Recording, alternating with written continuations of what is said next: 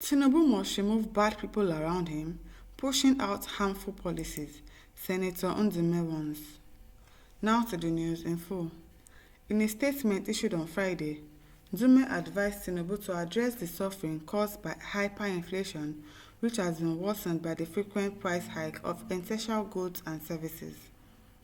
Senator Ali Ndume, representing Borno South Senatorial District, has stated that certain individuals are pushing harmful policies under the President Bola Tinubu-led government instead of focusing on controlling inflation and stabilizing the exchange rate. Ndume, who affirmed that the people are working to undermine Tinubu's administration, expressed concerns over the rising price of fuel, food and essential goods, which he said have become unaffordable for the majority of Nigerians. In a statement issued on Friday, Ndume advised Tinubu to address the suffering caused by hyperinflation, which has been worsened by the frequent price hikes of essential goods and services. He added that many families are struggling to meet their daily needs. The statement reads in part, those who are bent on making the president look bad will stop at nothing in inflicting pain on Nigerians through the so-called reforms until things get out of hand and the blame will be on the President Tinubu. I believe President Tinubu means well for Nigeria and Nigerians. I know this because I know what he stands for. But some of his advisers who don't mean well to the people of the country give him wrong advice. So if they are giving you wrong advice, you will not sit down and think and scrutinize and say, oh, this advice they are giving me, should I really put it to use? So they will just give you a wrong advice and you will just follow it just like that. That means you yourself, you are not thinking in the right way, you are not thinking correctly. Because you don't, even if people advise you, you do check and balances. You scrutinize the advice, you pick the one that will best work for you and not just follow blindly just because they are your advisors. Especially somebody like that Bayo Ononuga should not even be an advisor at all because he's always talking in the rubbish. So the kind of advisors he has, he needs to do an overhaul of them. He needs to change them because I don't know what they're advising him.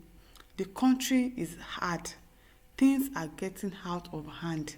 It is becoming unbecoming, like it is becoming too much.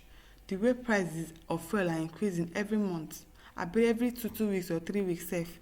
It is getting too much. And once the price of fuel goes up, it affects every other thing. And in this country, once something goes up, it doesn't come down again. Even if the price of fuel comes down today, the price of foods and commodities, it will not come down. It only takes people that have the fear of God. That is why corruption has eaten deep into this country. Everybody is corrupted, both our politicians or both citizens. Everybody is corrupted. Even when the price of things does not affect them, because price of fuel has gone up now, every other thing will go up. They'll say, it is fuel. It is because of fuel. It is because of fuel. Corruption has eaten deep into everybody. And that is just the thing. When price of things go up now, it will not come down again. Look at the price of egg, 5,500.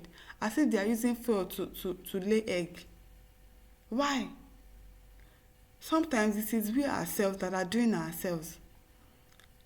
You just increase something because fuel price has gone up. Okay, we understand transportation. We understand transportation of bringing foods from wherever they are. But at least you should still try not to now escalate the price so much. And then when things go back to normal, instead of it to reduce the price, it remains permanent like that. So, what are we saying? I am appealing to him to resist these bad people who want to pitch the people against his administration.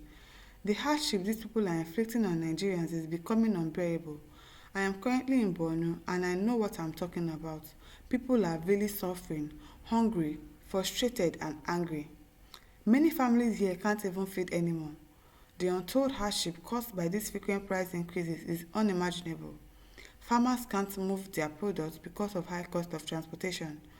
Those who manage to transport goods pass the cost on to consumers, yes, making food items too expensive.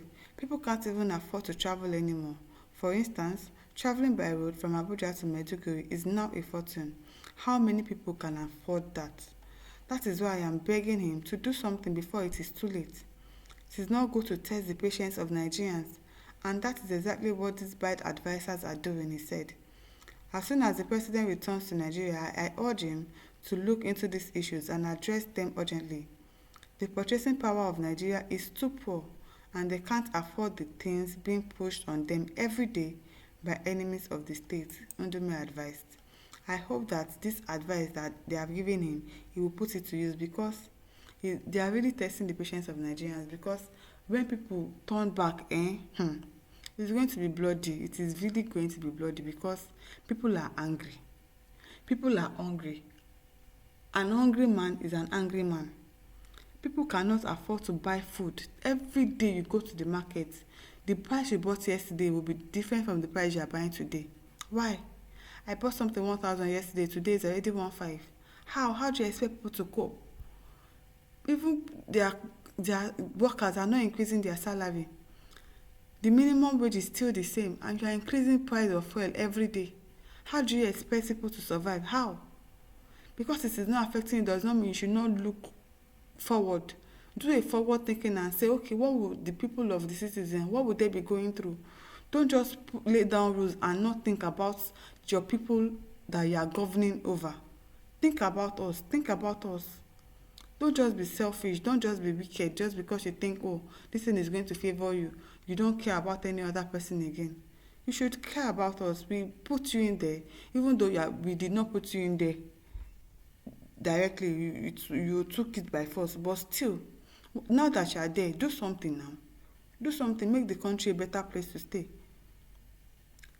Ntieni Abasi says, Tinubu is the number one bad person in this present federal government. No one advised him when he made the first statement during his inauguration. Subscribe is gone, gone and gone. And it was even in his campaign promises, so Tinubu should remove himself to make way for competent person to liberate Nigeria. Bashir Mohammed says, God bless you, Sir Senator. Uzoma said, well, it is a good advice, but I hope he doesn't apologize again. Meanwhile, Tinubu will not remove them, because without them, he will not be there. Exactly. They delivered him, so he owed them a lot.